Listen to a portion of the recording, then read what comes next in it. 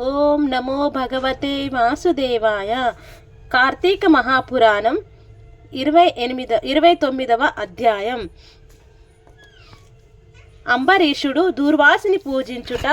ద్వాదశి పారణం. అత్రి మహాముని అగస్సుల వారితో ఈ విధంగా సుదర్శన చక్రము అంబరీషునక అభయమిచ్చి భయమును రక్షించి భక్త కోటికి దర్శనమిచ్చి అంతర్ధానమైన వైనము చెప్పి తిరిగి ఇట్లు నడవనారంభించెను.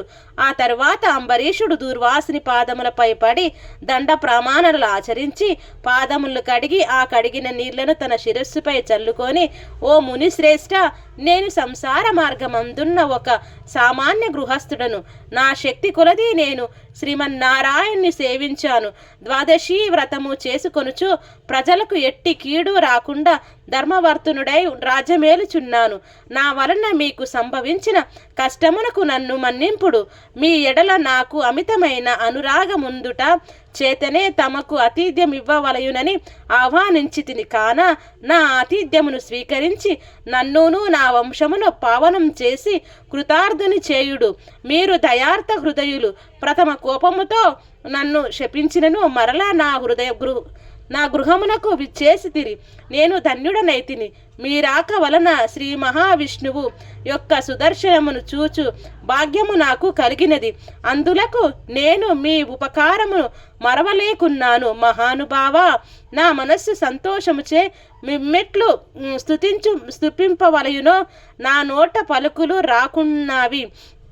నా కండ్ల వెంట వచ్చు ఆనంద బాష్పములతో తమ పాదములు కడుగుచున్నాను. తమకు ఎంత సేవ చేసినను ఇంకనూ రుణపడి ఉందును. నా కాన ఓ పుణ్యపురుష, నాకు మరలా నరజన్మ రాకుండా ఉండేటట్లును సదా మీ బోటి మునిశ్రేష్ఠుల యందును ఆ శ్రీమన్నారాయణ యందును మనస్సు కలవాడనై ఉండునట్లున్ నన్ను ఆశీర్వదించుడని ప్రార్థించి సహపంక్తి భోజనమునకు దయచేయుమని ఆహ్వానించెను.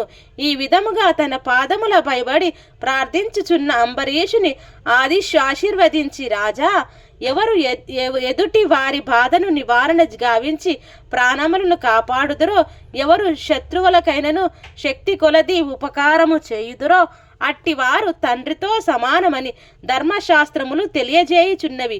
నీవు నాకు ఇష్టుడవు, తండ్రితో సమానుడవైనావు. నేను నీకు నమస్కరించినచో నాకంటే చిన్నవాడగుట వలన నీకు ఆయుక్షీణం కలుగును. అందుచేత నీకు నమస్కరించుట లేదు. నీవు కోరిక ఈ స్వల్ప కోరికను తప్పక నెరవేర్చదను. పవిత్ర ఏకాదశి వ్రతనిష్టడమగు నీకు మనస్తాపమును కలుగజేసినందులకు వెంటనే నేను తగిన పరాయచిత్తమును అనుభవించి తిని. నాకు సంభవించిన విపత్తును తొలగించుటకు నీవే దిక్కైతివి.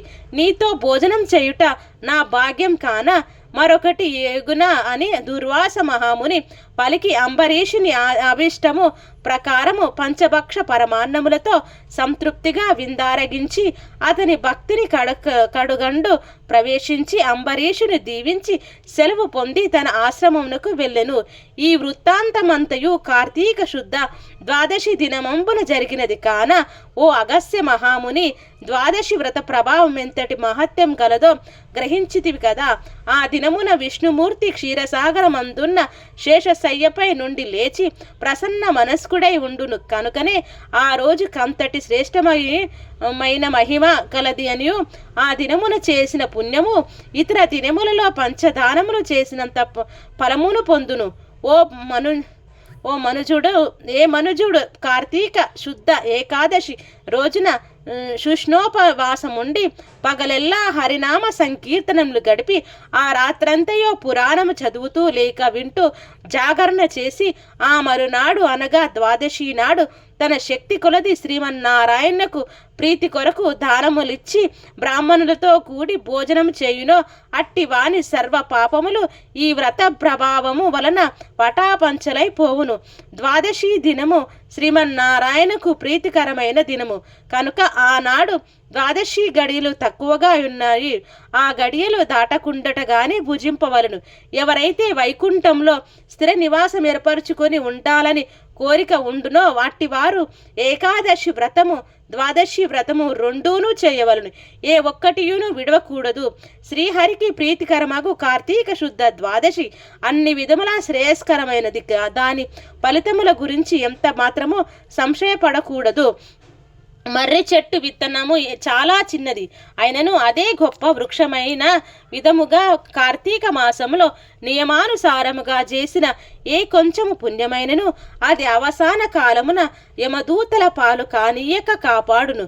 అందులకే ఈ కార్తీక మాస వ్రతము చేసి దేవతలే కాక సమస్త మానవులు తరించిరి.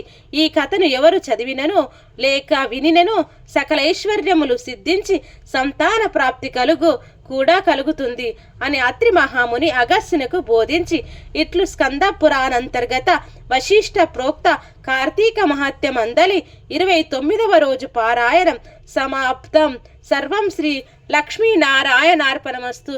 ఓం శాంతి శాంతి శాంతి.